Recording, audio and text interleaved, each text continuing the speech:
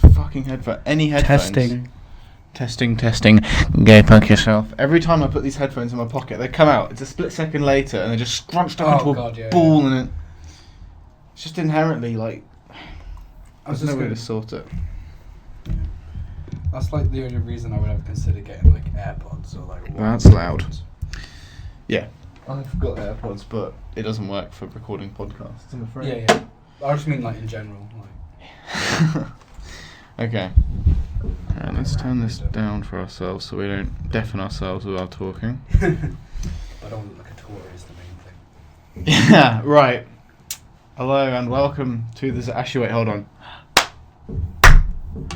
Woo! Round of applause.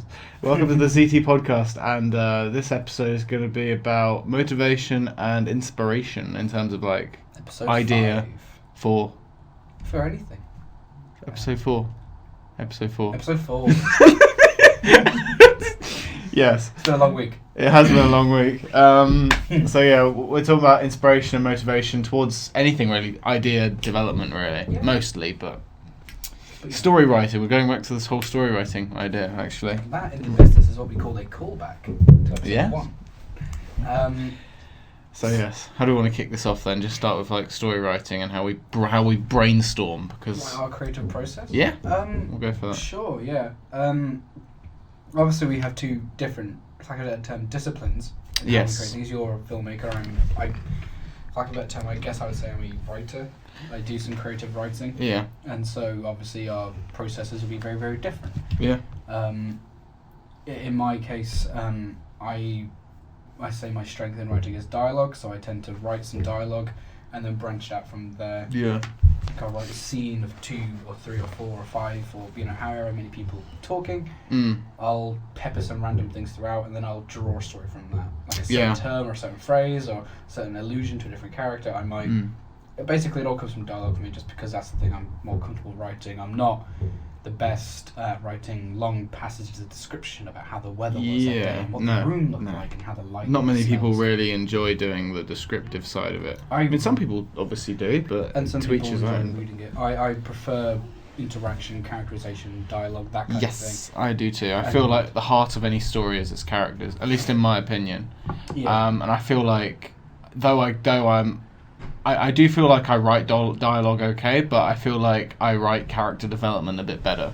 Like if a character's like psyche, like how their vibe in the story, and like if it was a television show, you'd create a story arc for a specific character as their journey mentally. Yeah. Like as well as physically. Like if there's obstacles along the way they have to overcome, whether they be a nuclear apocalypse or if they are like as simple as overcoming a school bully or something. Yeah. I feel like I enjoy homing in on how those scenarios affect that person because I feel like it really fascinates me, like scenarios and how it shapes us really. So yours is arcs and characterization, and then dialogue is. Dialogue is part and parcel of it, but I feel like it feeds more into that. It feeds more into the dialogue.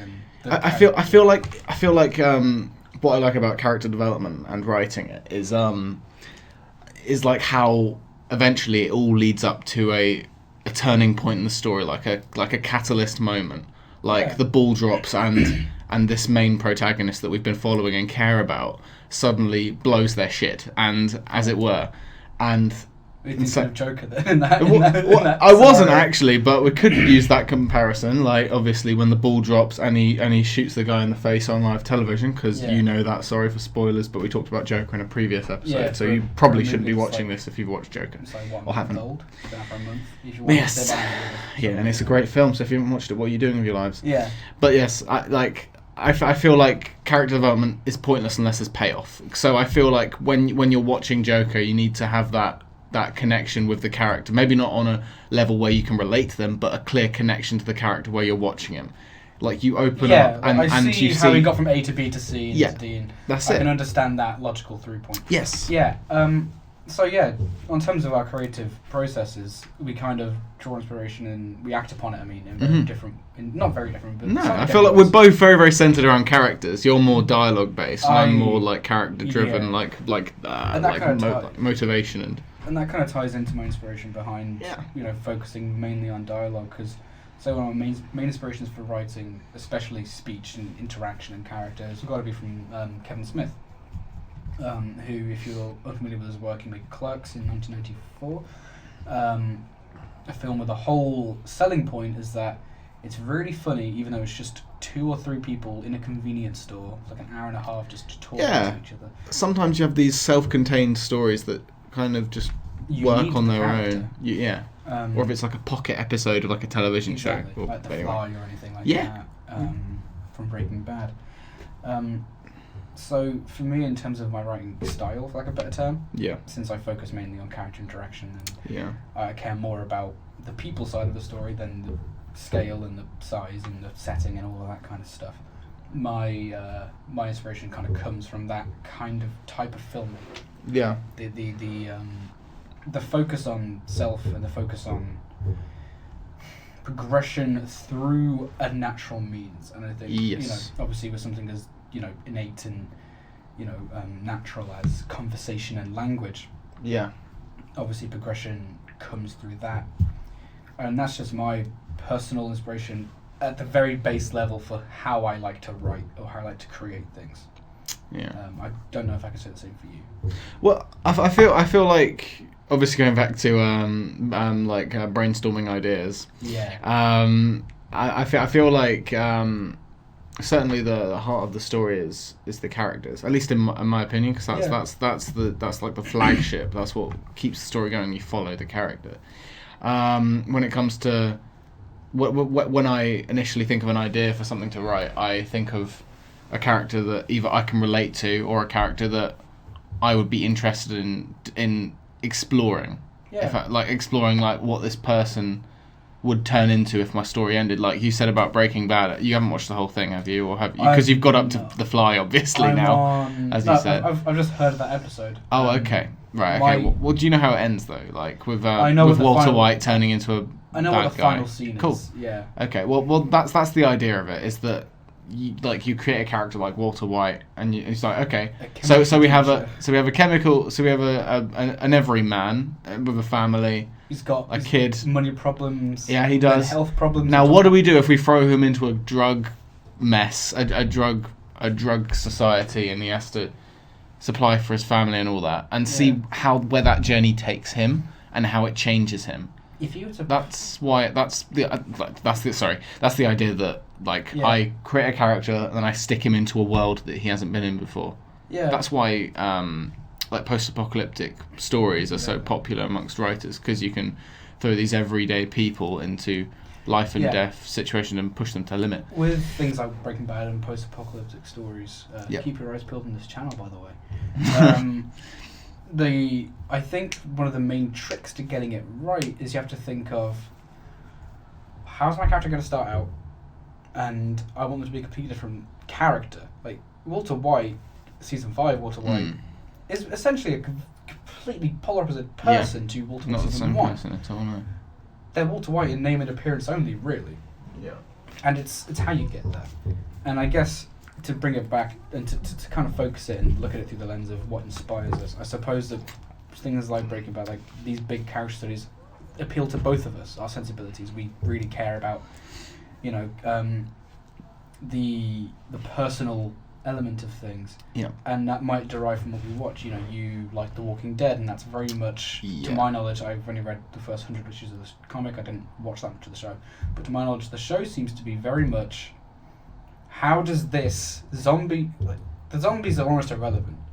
It's... Yeah, to an extent. How is Rick Grimes they come back as a more prominent obstacle from time to time, but they're not. But they're essentially the backdrop against which we see Rick Grimes change. Mm-hmm. And almost a fundamental moral kind of level. Mm-hmm. And obviously, so I think those things kind of feed into how we, what we define as a good story or that kind of thing. Right. So I think that we get inspiration in terms of creativity from similar kind of sources. Yeah.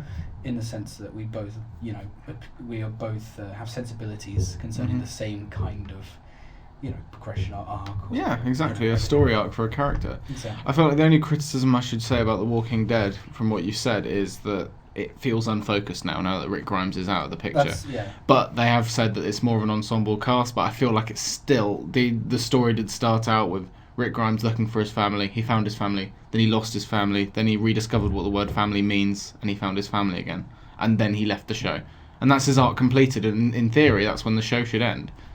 That's my only criticism. But at the same time, season 9 is my most favourite season of The Walking Dead, so it's like... Yeah. It's like what do you say about that, really? Because it's like the show is very unfocused now that it doesn't have the character that the show started on. Because at least in my vision, if I was Robert Kirkman who wrote the comics, and I know that the show is a different animal, but the show started out wanting to be the comics. So Robert Kirkman, I feel like he started out with the idea with Rick Grimes, and then said, or maybe maybe Rick Grimes and the zombie apocalypse came hand in hand when he was thinking of the idea. Yeah. And I feel like, at least in the author of the comics view, I feel like he couldn't picture The Walking Dead without Rick Grimes, just like he couldn't picture the zombie apocalypse without Rick Grimes in his iteration of a zombie apocalypse story. Yeah. But obviously the show is a completely different animal, and it's not written by the same people at all. And the comics have completely finished, and they finished with Rick Grimes' spoiler alert death. I think Kirkman produces it though. He has some sort of hand in it. Not anymore. Not anymore. It did in the earlier seasons. Now he just collects royalty checks. Yeah. Gets checks for it. He gets checks for it. That's basically it now. But to build up The Walking Dead, not to put words in your mouth, but it seems that your criticism is that it's kind of not lost its way. It's trying to redefine itself, and it's struggling. It's struggling to redefine itself. Yeah, I think it's kind of stuttering and stumbling a little bit. And I think there is inspiration to be found in that as well, because when something loses its main focus for whatever reason, be it the writer's own personal choice to remove a character, it's like losing the zombie apocalypse in The Walking Dead, or an actor, cure the disease. Where do you go from then in the series called The Walking Dead? Or an actor That's what leaving, it feels like. or a writer leaving, or a producer leaving. For whatever reason, a story or anything may change. It's then what happens with it if it keeps going that, to me, is quite interesting. Yes. Bring an example from my own realm of understanding and my own kind of fandom. The manga Hunter x Hunter essentially ended about 5 years ago, I'd say, in the sense that the whole story is about a boy finding his father. The most recent arc, before the current ongoing one, he finds him, he meets him. Right. That's your story. That's the end of the story. Yes. But throughout the story, you introduce all these other characters, different things. Yeah. And so the manga is tackling those stories, like Kurapika and Hisoka. This is all very, if anyone's never read it, I'm sorry, but this is just the name of the characters. There's all these different characters, different things going, and while I'm not as invested as I was, because the story I was reading and caring about was the main character story, and now that's done, what do I do? But I do realise that there is kind of... There's still stuff there because you want to know what happens after the story's said and done, and like all these characters that aren't Rick Grimes. There's inspiration you kind of want to... that. You want to create a bond in a believable world. It shouldn't just be, this character is the only thing you should care about. Yeah. It kind of contradicts what I said earlier, but what I mean by that is that if creating anything, you should create something that people want to see more of. Oh, yeah. You want to leave them wanting more. Mm-hmm. And I think that manga has done that very well because I'm still buying it when it comes out. Yeah. But you can draw a different kind of inspiration from that in the sense that it motivates you to kind of up the quality a little bit. Yeah. Because if you're just looking at things like Breaking Bad, you're like, okay, I'm just going to write a character study about this one person. But then even then with Breaking Bad, you have El Camino. That's what I was going to say. Because when you look at Breaking Bad, the show in itself is a finished product. Seasons 1 to 5 is Walter White, good guy, Walter White, dead. Yeah, you can watch it and be like, done. And that's the thing. So the differences between Walking Dead and Breaking Bad is that The Walking Dead killed off its main character and continued going. Breaking Bad killed off its main character and said, this franchise was good, but we need to end it on a high. But we don't have to stop earning money from it. We can still squeeze out for its prequels and its sequels. But meaning El Camino is just kind of a sequel movie, if you will, and like Better Call Saul is a prequel TV show that's doing wonders for Netflix and all these people. So you think it's on its fifth at the same, season it's clearly like it was a money idea. It's like, okay, so you didn't kill off this guy, you didn't kill off this guy. Let's make a spin-off show, except it's a prequel. What happened before Breaking Bad? Whoa. Yeah. And it's all well and good to do that, and I feel like good on them for the fans of the Breaking Bad who are like, we don't want the show to end, we want to see more. Well, there you go. You have a Better Call Saul prequel, which has some of the characters from Breaking Bad in there. At least some of them. There is a danger to that, though, I think, of wanting to see more. Because I like The Simpsons, but I don't like all 25, whatever 26, 30 seasons they have, yeah. Yeah. Ridiculous. Just because it's good and people want more. I love the seasons. I the seasons. I love The Simpsons, Yeah. but it doesn't mean that I want to watch every single episode that's ever come out. I'd love to touch and go. There's always that That line you have to tread between more content and just enough to make people to leave. Like I say, the Breaking Bad left on a high. They left people wanting more, which is the effect you want from your audience. You wanna create something beautiful. You want them to enjoy the whole journey, and then you wanna end it while people are still enjoying it. Otherwise, it'll burn out. Which is what The Walking Dead did after season 6. They continue going, even though that's not their fault. The ratings just went down, but they obviously. I remember the Negan premiere was like the highest ratings in like That's it, and then it dipped because of the characters they killed off and how gruesome it was, and people flagging it for being too disgustingly gruesome. And it's like, that's The Walking Dead. It's a fucking zombie. It's a horror TV show. What do you expect? Zombies eat people. Yeah. So getting upset about getting his eye popped out by a baseball bat. It's like, that's fucking nothing. You see people getting ripped apart on that show. It's ridiculous. Yeah, I read up to, I think, around the middle of the Negan arc in the comics. And I watched the scene when it came out. I watched it on YouTube.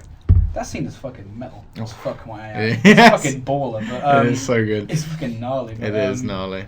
I feel like the thing is, if The Walking Dead wanted to go for quality over quantity, then they would have ended it when Rick left. Yeah. Just like Breaking Bad did, but there's a polar opposite side to it that does it. Considering we've had the best season of the show with season 9, season 10 is coming up and it's good too. Obviously not as good as season 9. It's not anything special to me, season 10, but it's not anything bad either. I'm enjoying it. I'm enjoying it, and I'm enjoying that it's still going because I love The Walking Dead. Season 9, my favourite season of The Walking Dead ever, and it's like the show probably should have ended if they were going for a finite story, just a perfect beginning, middle, end story, like a conclusive story. And that's a problem with the comics. Then they should have. No. I feel the comics ended perfectly. If they went for quality over quantity of the comics, my thought then was they killed the comic. them. It felt a bit too meandering at times, and Kirkman admitted he wrote more because he wanted the show to keep going. They still ended it. He still ended it the way he wanted to end it initially. With I might read the entirety of it. So it's beautifully done. It's so good. Seeing the rest of it, it just made me too miserable. Fair enough. But it's just not really my cup of tea anyway. I just quite enjoyed the art. But But no, yeah. So like The Walking Dead should. It begs the question if The Walking Dead should have ended, with Rick, or does it really warrant more? Because season, like I say, if they'd ended with Rick, we wouldn't have got season 9, which is blasphemous. But yeah, we're sidetracking. Yeah, we're going on a massive tangent. To bring it back to inspiration, that was just the brief.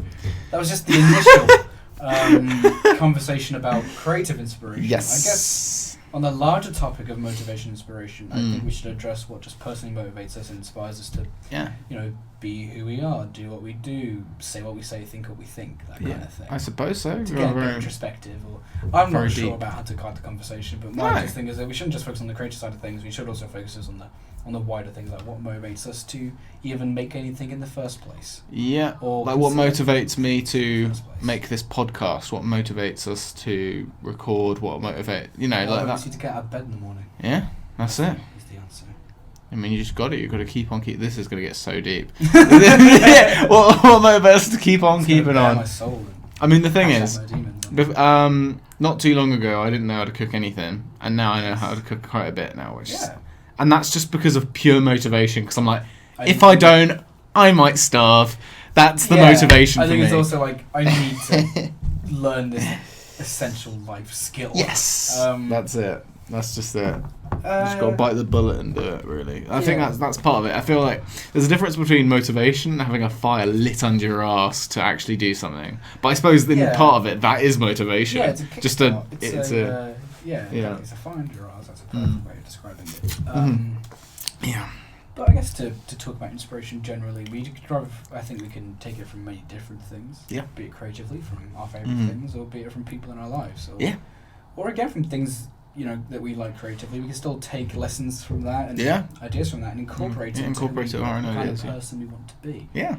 Like going back to story writing, you can look at a character that you've created or a character that is on like a TV show, and you can say, I want to be that guy. I want to be that guy, and you can implement that even in their mannerisms or how they talk or how they walk or how they just or perspective on life. Yeah. And you can implement that to your own. There's a power in that, in kind of making your own identity and being inspired to do that from something else. Yeah. While some might say it's like lazy to base yourself off a fictional character, to base yourself off what other people want you to be, there is kind of a strength in being able to forge your own kind of person. Like it doesn't have. You don't have to base yourself purely around Rick Grimes or No, I'm not saying I'm not saying wear a cowboy hat and shoot anything that moves. But no. But I feel like no. Then I'd be sued, and I can't afford to be sued. But I get that you can be inspired by any number of things, any number of people, and from that, aside from creative endeavors, inspiration is mainly something that feeds into yourself. It feeds into you. You are inspired by something that you have seen, and you want that to change something either for you or in your life. And it's kind of an egocentric kind of thing. Yeah, I might find things inspirational that you find saccharine or boring, or just flat out dumb. Yeah, but vice versa. That's neither here nor there or whatever. But I guess the things that kind of inspire me are, fictional characters who hold certain ideals and certain beliefs and view things in a certain way that I wish I could, and I guess I draw my inspiration from that, and that motivates me to do things like to, I don't know, clean something or to tidy up my room, or to just say hi and smile at someone if they look like having a bad day, that kind of thing. Yeah. It's all these kind of things that we take with us and try and pepper in throughout our daily routine or our daily lives, and I think there's something to be said for that. Yeah, I definitely think so. I got very deep. It did get very, very deep. Very pretentious. I know. I'm sorry. And on that note, we're going to go to a commercial break because we're nearly halfway. What, really? Yeah. Shit.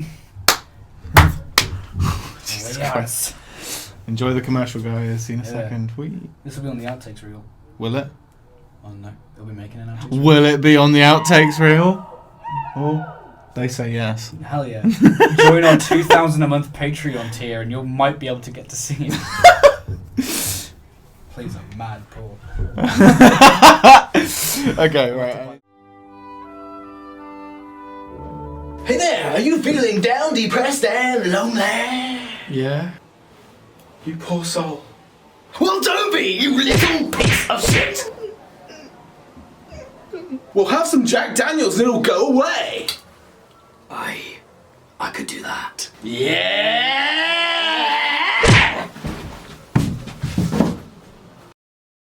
Jack Daniels. Alcohol isn't the answer, but it sure is an option. And welcome back from that commercial break. Before we go any further with... actually, no, this does implement to the topic idea. You wanted to talk about your ordeal with your phone. Yes. How did you get motivation in your 2 weeks where you didn't have your phone, Henry? Actually, just explain the story of your phone first. This is my Iliad. This is my Ulysses. This is my great epic of Gilgamesh tale. Right.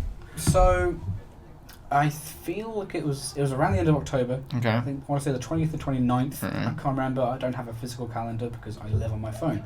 This was like the 4th or 5th weekend to university. No, 6th or 7th. It was after maybe. my birthday, but before this month. Okay. So I'm pleased to give it in that time frame. Yeah. It's very loud outside. Sorry about the noise if you can hear it. If there's any background noise, but it's a Thursday night.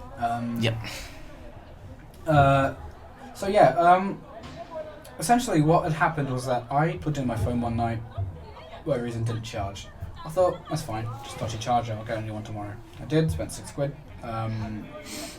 tried out different chargers, tried out Zag's charger. Didn't work. Took it in. We then went around town for, I want to say, at least an hour and a half or 2 hours. We tried the wireless charger in McDonald's. We were that desperate. Yeah, we went to Mackey's and just sat there for like 10 minutes. Yeah, and we went to 3 different Timpsons. Or no, 2 different Timpsons. I went to about 5 different phone shops. I went to a couple the day after as well. Right. Without you after a lecture. And, got you. Also the same thing. Charging port's broken. I'm like, okay, that's fine. They're like, it's a 20 quid fix. I'm like, annoying. 20 quid. But 20 quid. Yeah, no, that 20 quid is livable. Yeah, 20 quid's livable. 20 quid's fine. But unlike now, the screen is perfectly fine. Yeah. I'd cracked my screen across the Yeah. edge, basically across the entire thing. There's one thin crack all the way down and a couple of like shrapnel bits in the corner. And my type of phone doesn't have a battery cover. No. And so to get through to the internal workings of the phone, you have to apply the same amount of heat, I believe, to the phone screen to remove it and then jiggle all the shit around and fix it and put the screen back on. Obviously, because the physical integrity of my screen had already been compromised, the heat would then just shatter the screen into dozens upon dozens of hundreds of shards of like plastic and glass. So I had to pay for a new screen on top of a new charging port. So I was like, okay, that should be fine. Which means Timpson had to do all of that. Yeah. That cost me £149.99. Just hearing it. Sterling. Just hearing it. Yeah, it wasn't a great 2 weeks, not going to lie. It was extremely... it was very annoying because I also had to go home at some point during that time. And using the British railway system without a smartphone, without the Trainline app, is very fucking tricky. Especially since my train got cancelled and I didn't know because I didn't have my phone, so I couldn't get a text alert. So I got an email on my laptop half an hour before my train was supposed to leave. And I stormed over to the train station, bought a new ticket for the next day, came back up, had to bang on Zach's door, use his phone to call my dad, who didn't pick up the fucking phone that I had. Can I just point out as well, Timpson said they'd be 6 days. You came back on the 7th day and they said, oh no, it's not a week, it's going to take 3 or 4 more days. So expect it on Monday or Tuesday or Wednesday. So at that point I'm pissed off. Because I'm pissed off even more than I already am, because like, it wasn't until I lost the phone that I realised how much I actually needed it. Yeah. And not in like I need my phone, but in like it's actually got things on there I need, like bank information, calendar and stuff, photos, calendar. Not to mention, at uni we have laundry machines, but you can't put coins into them. You have an app on your phone that you use. Yeah. So for about a month, that is very true. So 2.5, 3 weeks, I couldn't wash any of my clothes. Oh. And it's an ordeal to use that app anyway, so laundry isn't hard enough as it is. Yeah, just want to point that out. It's already a bit of a mission to do any laundry, let alone without the thing you need to do laundry with. Why is that app a thing? Anyway, sorry. So I'm already kind of pissed off. I go home for the weekend. Did you take any shopping with you home? Washing with you for the weekend? Yeah, I took the essentials back, like a t-shirt and a couple. Good. And then you brought it back with you with some clean clothes. Of undergarments. Good. But, and my dad was like, okay, well, it's kind of annoying having to talk to you through email. I'm like, yeah, I agree. There's not much you can do about it, is it? It's just one of those things that's out of your control. Yeah. So my dad decided, oh no, I'll get you an emergency phone. I was like, okay, cool. He's like, yeah, you can just like send texts and calls on this until you get your phone back, and we can use it among the family as like an emergency phone in case any of ours breaks. I'm like, great idea. It was a bum phone. It was like some shit from Breaking Bad, like Walter White used. I look like I should be selling 17-year-old kids MDMA in nightclubs. I don't have it on me now. I could go and get it. But I'd have to actually do. No, do. Yeah. I'll pause it. Yeah, I'll pause it. We'll be right back. Yep. Yeah. So. Wow. Phone. This it's magically here. Little contraption. Let's go for a close up. Let's go for a close up. Look at that lovely little thing. Yeah. This, while indestructible and looks dodgy as fuck. Makes it look dodgy as fuck. Used to say, I wouldn't recommend carrying it around with you at a train station when you're wearing a black cap, black hoodie, and a black backpack that is packed to the brim and almost overflowing. Needless to say, you get a lot of dodgy looks from Virgin train staff. But, not to say the staff of Virgins, as in the staff before Virgin trains. So yeah, I spent 2 weeks without a phone, half a week looking like a fucking meth head, and I finally got this bad boy back. Finally, I can't believe you still have this phone. Actually, just an emergency phone, you know, in case yeah, it's good. Yeah, I appreciate the sentiment, and I'm really grateful for my dad to actually buy it. It's better than nothing, isn't it? It's better than nothing. Talk to people and stuff. You know, it's not ideal when you're out at a pub and you have a pull and they go, "Oh, what's your number?" and you get this fucking thing. This is essential. This is probably the most expensive birth control I've ever had to buy in my life. For lack of a better term. But, you know, it served its purpose, and, oh, it's okay, it's just it's not fucking okay. It's not okay. It was 2.5 weeks of my life where I couldn't wash my fucking clothes. Yeah. I was... It's 2 weeks of your life you'll never get back. It's from fucking places. Like, it's 3 years of my life I'll never get back. But, yeah. That is the... I got my phone back in the end. The ordeal, the saga of the broken phone, I suppose. I'm 150 quid down and 2 phones up. So I guess at the end of the day, it kind of all worked out fine. And we all lived happily ever after. We did, because eventually, my God, it's essential to my life. I hate myself great. for that. But, you know. Oh, we can learn from this. We can learn from this. Okay, so my next question is how did you get yourself out of bed when this bastard was off in Fairyland? Oh, alarm clocks, yes. In the physical sense, I would get my laptop on and keep that on all night. Mm-hmm. I'd set alarms on an online website from every minute from 7 a.m. till 10 p.m. Yeah, in a more literal sense. On a more metaphorical, more hypothetical sense. How did you get your way out of bed? How did you find motivation in such a difficult time, Henry? I'm not going to say like it really upset me. It was more just a major hindrance and an annoyance, really. Yeah. It did kind of impede my daily routine because I couldn't see where everyone was, like see where I'm meeting for the lessons or anything like that without having to get my laptop out, logging in and all that fiddly shit. But yeah.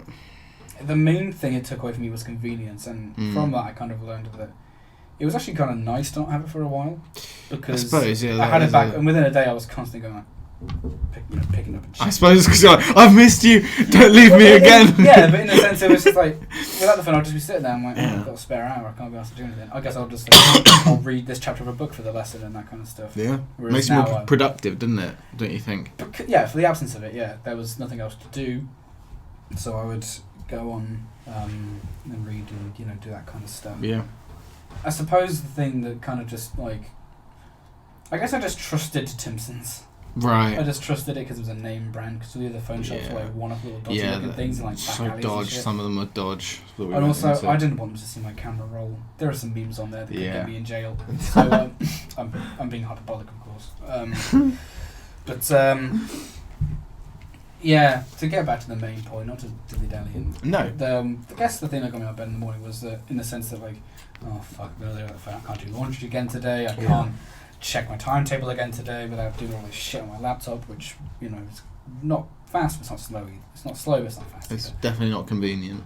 Yeah, so I guess the thing I took to the approach to that was to just say, it will eventually get fixed. If not, I could just use 150 quid because they were going to charge you 150 quid to get it replaced. Yeah, I can take 150 quid and just spend it on like a 90 quid Android phone and just get my SIM back and put that in. Should push comes to shove. So there was a number of solutions out of it, and that was reassuring. You know, in the sense that regardless, like I'm not going to be without a phone in a month's time. Was my thinking towards. Yeah. And I guess the motivation was that when I finally did get it back, I can finally do all this stuff again, like check my emails like more conveniently, and I do my laundry and wash my clothes and not live in a smelly shit infested hovel of my own filth. But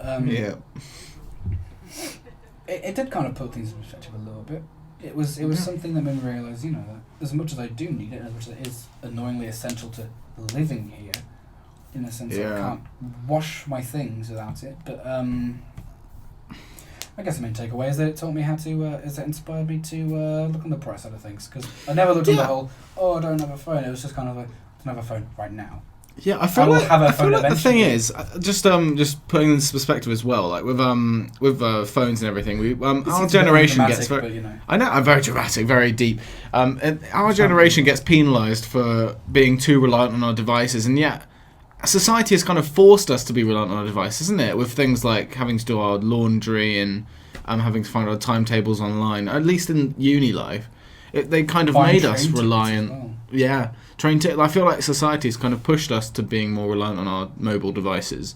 So it's not purely us who's been reliant on phones, because phones have always been there or for the most part. Obviously, my first phone was when I was 7. I wasn't handed an iPhone 10 when I was 3 years old. I was given something resembling this when I was 13, just to contact my parents if I got lost. That when I was 7. Or if I missed the bus. For me, at least, that was me when I was 7. Yeah, and that was pretty much it. I didn't get my first smartphone. My first smartphone was when I was 15, I think. Yeah, I believe. Or touchscreen phone, at least. I want to say I was like 15 or 16, yeah. Yeah. Which is, fine. But you get 3-year-olds that have hands on iPads and stuff, and it's a bit ridiculous, isn't it? That's a whole different episode. That is a whole different episode. We'll save parenting. We'll save that for episode 1530. Parenting. How to parent, because we are clearly... Yeah. We'll save that for a couple of decades down the line. When we have a bit more experience in that field. When I can grow an actual beard. But Your beard's always better than mine, mate. Yeah, that's what you say. There is that. My luxurious beard. Look at my manly beard. Don't worry, it's invisible. It's for a thing. It's invisible. It's not just my me beard being. Is for a it's thing. not just me being messy and scruffy. It is actually serving. He's being scruffy. Yeah. No, it is serving like a purpose in terms of helping you out. You keep telling yourself. But keep your eyes peeled on this channel, and I cannot wait till I can shave. That's what's motivating me really. Can't wait to look. You scruffy get right. Okay, so back on topic. Of inspiration and motivation. You can't see this, audience, but off screen, Zachary has some dumbbells. What motivated you to kind of pursue fitness and weightlifting? What kind of not in a serious way. What kind of made you think I'm gonna exercise and think about myself and take a more physical role in my health? What inspired you to do that? That's a good thing to actually bring up because I'll bring it up now actually. Fine, just for the audience to see. It's just 5. They're just 5s, that's all. Anyway, so basically, when I was back in my hometown before I came to uni, I did daily walks up and around the town for like an hour, maybe 2 hours, maybe 3 hours on some occasions if I was feeling like it. Just to clear my head, and to keep fit as well. Yeah. Clear my head and to keep fit. I did it at a pace where I'd be keeping fit because walking is more healthy than jogging. And it's actually proven. Is it? My health specialist. Yeah, walking's healthier than jogging or running. That should be very healthy then. To be fair, I have lost a bit of weight since I came here since I have to walk everywhere. Yeah. Because I can't drive anymore. But yes. So like, I used to walk a lot more when I was in my hometown because here I don't walk anywhere near as much. I just walk from off campus and I'm back on campus to the shops to town back to campus. It's not anywhere near as much as I used to. So really, the dumbbells is kind of to compensate for that mostly. Yeah. But the motivation to keep fit, I suppose, is to kind of like it's kind of like self not validation, but like to kind of like I don't know how to explain it. Like I feel better. Self-worth, I suppose. Like I feel a lot more accomplished with myself. I feel better about myself as a person, knowing that I'm trying to. I don't know. I feel like I don't know how to explain that really. It's kind of a weird thing. Like I feel a lot more happy with myself knowing that I'm trying to keep myself fit, I guess. Yeah. It's difficult to explain, but like. So I suppose that your motivation for that might just be that, you don't want to. I don't know. You want to at least stay healthy. Yeah.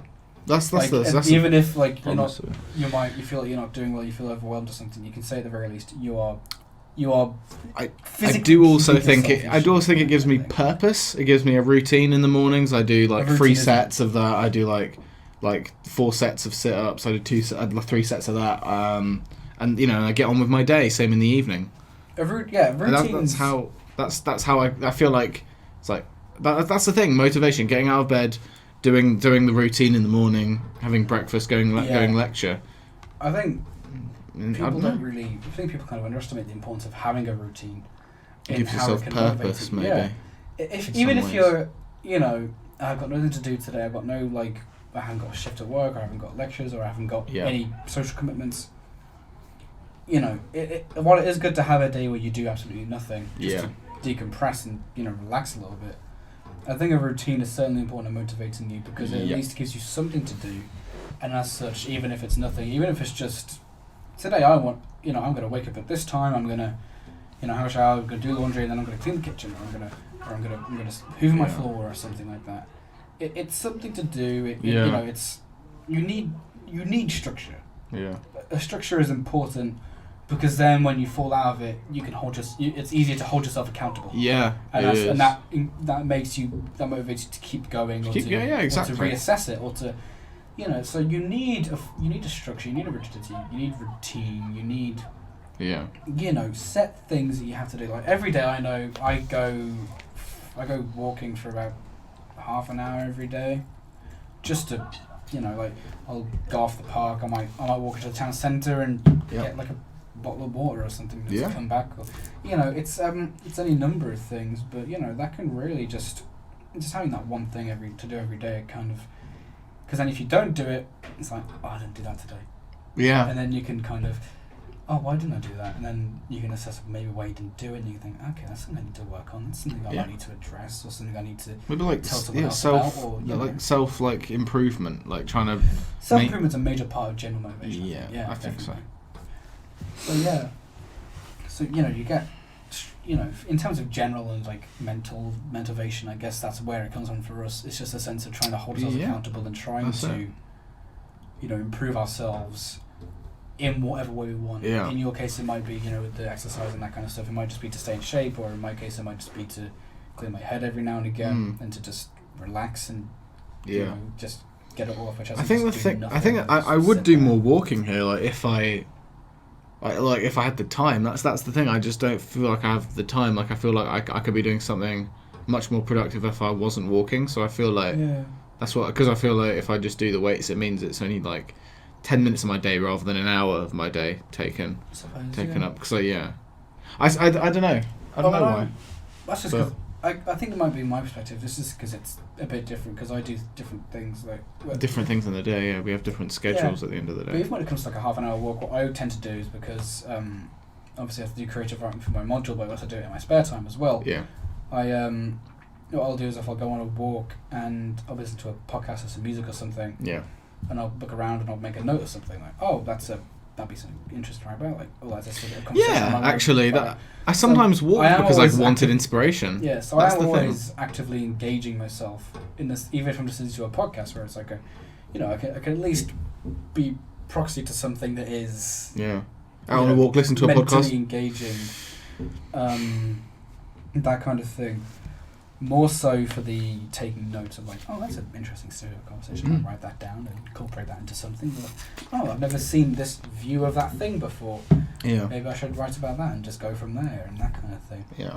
So for me, even something like as mundane as walking to the shops and back, I try to observe and I try to engage myself and I try to not just be myself like a zombie going shop, beans, cheese, home. That's it. Bed, sleep, shower, lecture, cook, clean. I'm gonna go take a different route. I'm gonna walk down this way. I'm gonna go over that bridge. I feel like giving yourself tasks in the day does definitely motivate you because it's like today I'm gonna go for a walk and then I'm gonna do my assignment and then I'm gonna clean, then I'm gonna cook, and rather than just doing the same shit every day. It's kind of while the routine is important, it doesn't have to be the exact same routine every day. You can change it up. No, that's it. Otherwise it gets so monotonous otherwise, doesn't it? Like even if your routine is to, I'm going to wake up at 7, I'm going to have breakfast, and then I'm going to have a shower, and then whatever.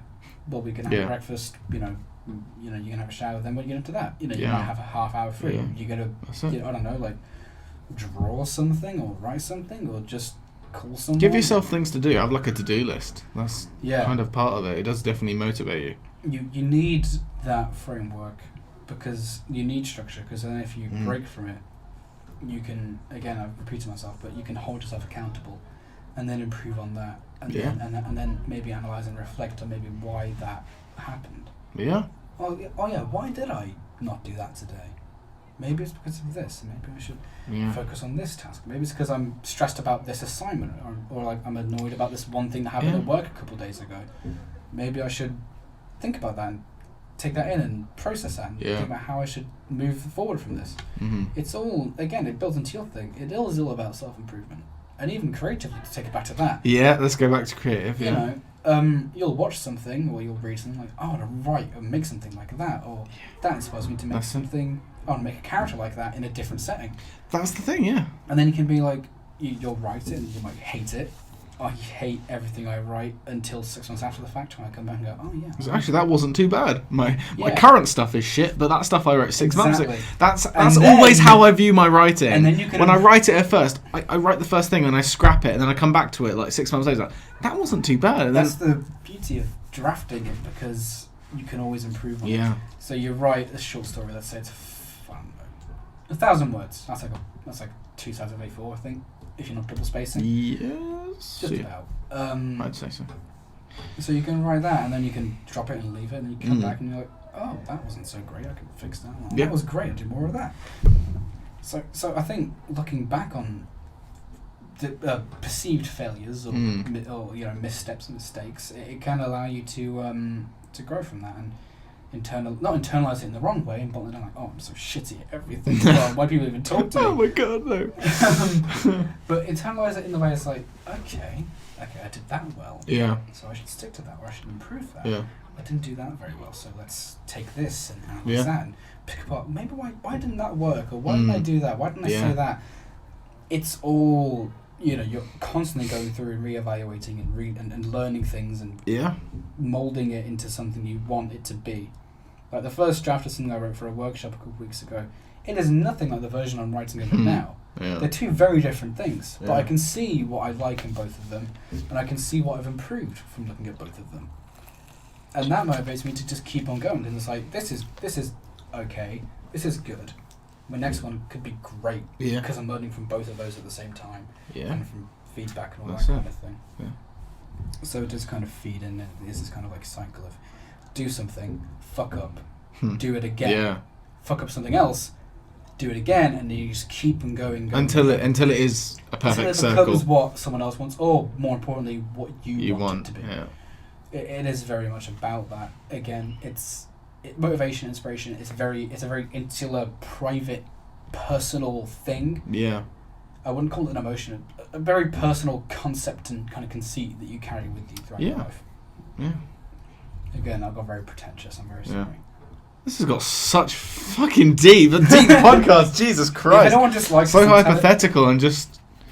If anyone dislikes us, I'm telling my mum, and she'll get very upset. So please don't dislike this. Yes. So I don't know what else we have to say. We've been going for 50 minutes. 50 minutes. That's good. Yeah. But we want to make it to that hour mark. Do we have to make it to the hour mark though? I want to cash in on the AdSense revenue. Oh yeah, bro. We definitely earn from this. We're probably doing one or twice already.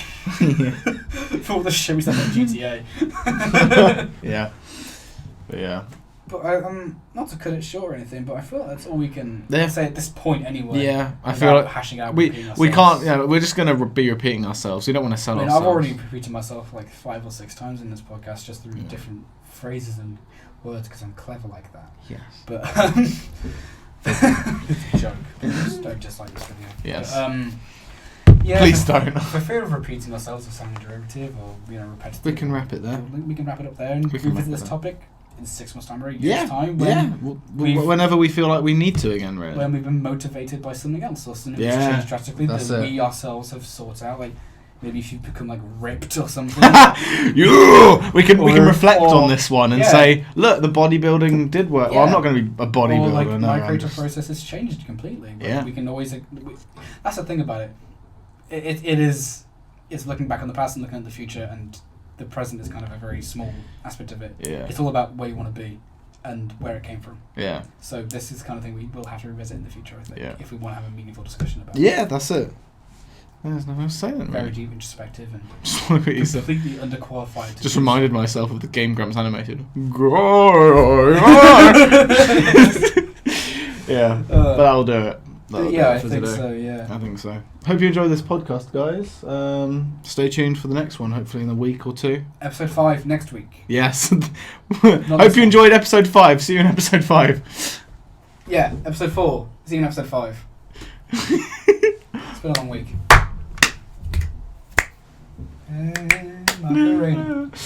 Right, yeah, bye. Oh, that was good. What? The bum phone, I love it. You just yeet it out the window. I'd throw this at my wall, but it would just bounce back. It's indestructible. Yeah.